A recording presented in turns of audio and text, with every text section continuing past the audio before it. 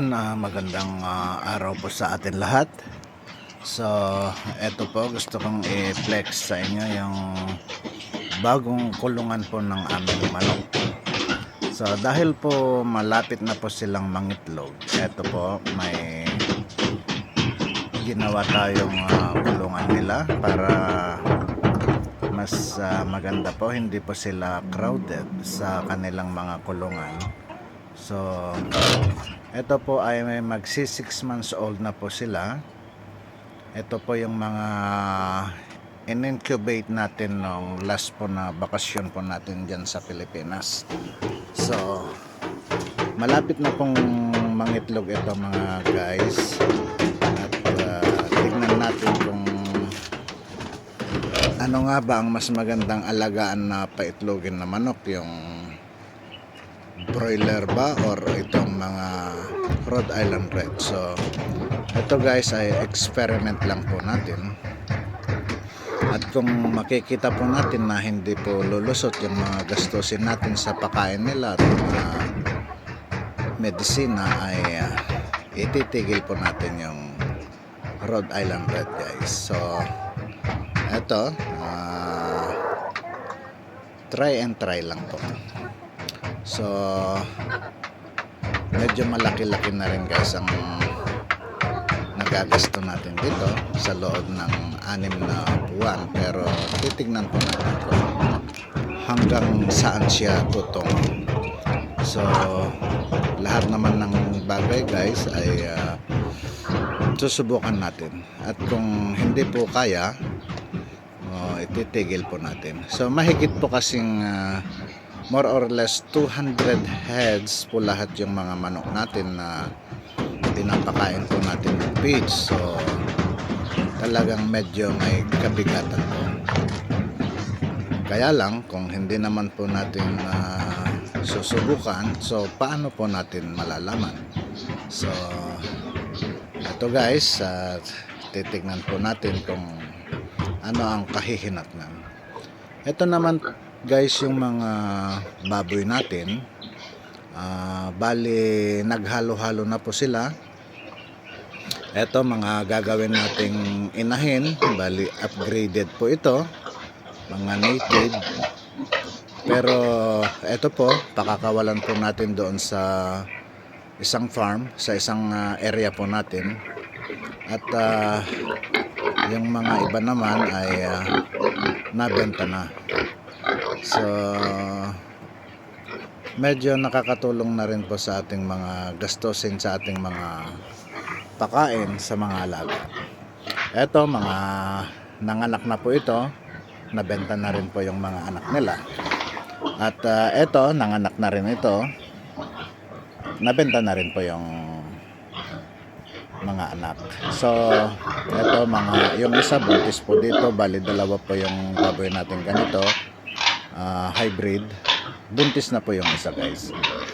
At ito naman yung kapapanganak lang 2 weeks ago. May 10 siyang anak, pero namatay po yung isa, nadaganan.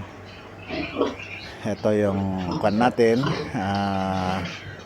bulugan po natin. Sobrang laki guys, mga nasa 200 kilos na po yata ito, kaya medyo alanganin na yung maliliit nating inahin. Kung di po ako nagkakamali guys, ito yung buntis po natin ngayon. At maghintay po tayo ng 4 na buwan. So doon naman po tayo guys sa aking mga kambing.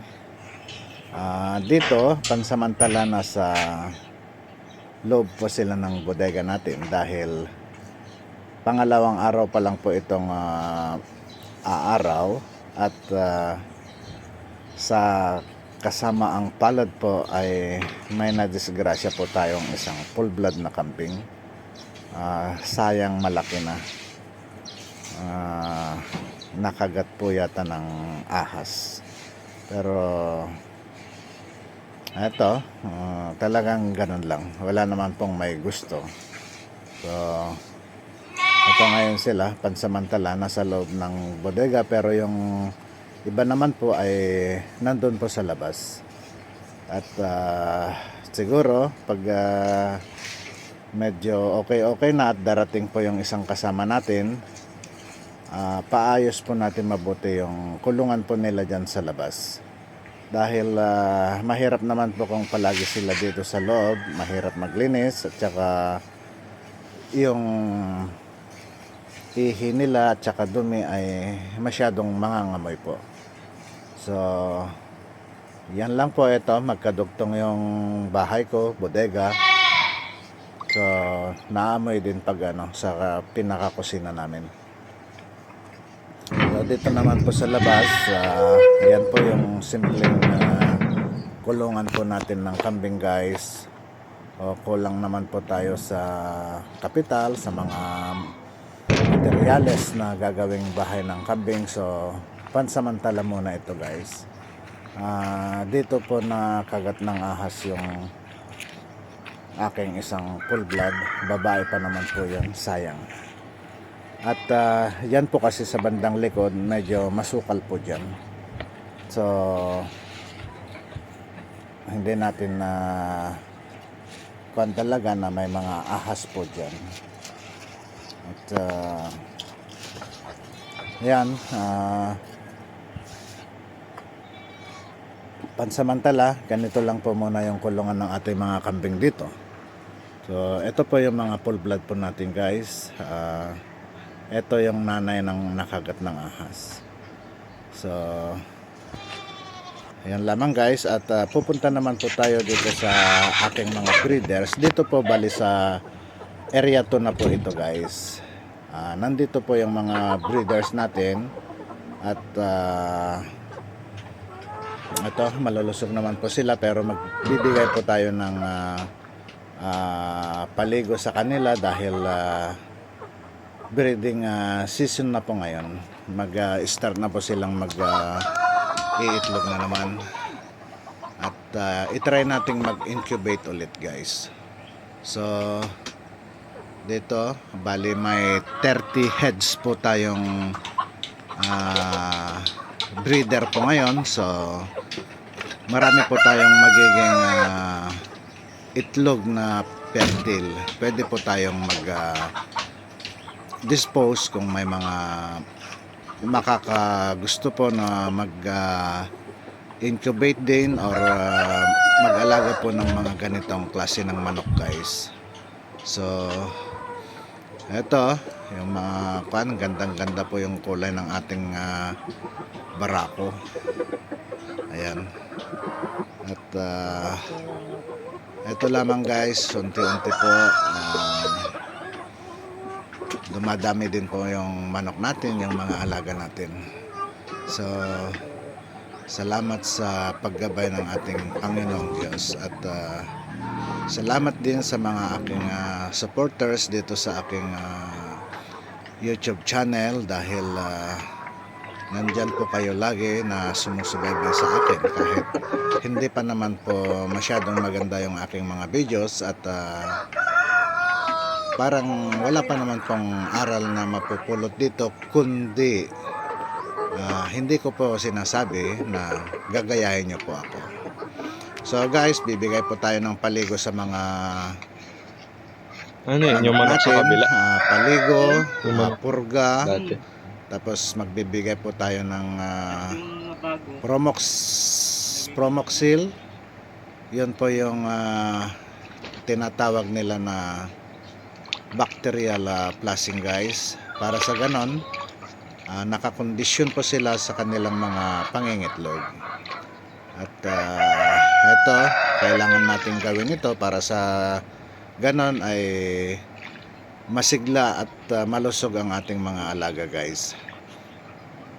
Kahit po yung mga mahigit 100 na nandun sa likod ng bahay, yun po ay pang table egg po ang magiging itlog ng mga yon. Ibebenta po natin na pang ulam.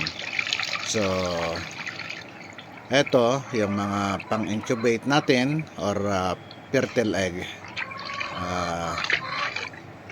Ito po ang mga breeder natin para sa mga fertile egg natin guys. At ayan po yung natin malaki, mga nasa 4 to 5 kilos po ito guys, at sa mga gustong mag-upgrade sa kanilang mga native na manok, guys, marami po tayong available dito na barako. At murang-mura lang po yung mga bigay ko sa mga pan, dahil yun po talaga ang gusto ko, matulungan yung mga kagaya kong small farmers na hindi po kayang bumili ng mga mamahaling pag-umpisahan po guys. So sa akin po, lalapit po kayo, nasa kalahati lang po siguro yung presyo ng pagbili ko ng mga yan ang pagbibigay ko po sa inyo guys. Marami po tayong available na pang-upgrade po sa mga alaga ninyong natives. At ganun din po ang gagawin ko pag marami na po tayong kambing. Magbebenta po ako ng mga kambing sa murang halaga lamang po. At dito naman po yung mga sari-sari nating alaga, may gansa, mayroon po tayong pabo dito, may pato, bibi. Kaya lang po yung mga itlog po nila ay kinain po ng aso.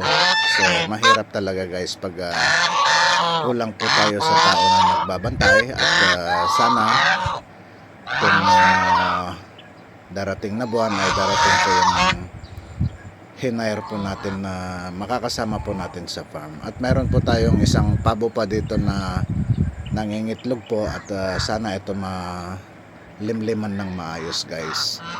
So ganito lamang po ang ginagawa natin, ginagawa ni Ninong. At sana guys, hindi po kayo magsawa na magsuporta sa aking YouTube channel, at nang sa ganon ay maipakalat din sa inyong mga kaibigan, paki-share po para po matulungan naman po ako na lumaki po, dumami po yung aking mga subscriber. At thank you so much sa inyong lahat. God bless po sa inyong lahat guys, nasaan man panig ng mundo, dahil may mga subscriber din po ako sa ibang bansa. So maraming salamat po. God bless.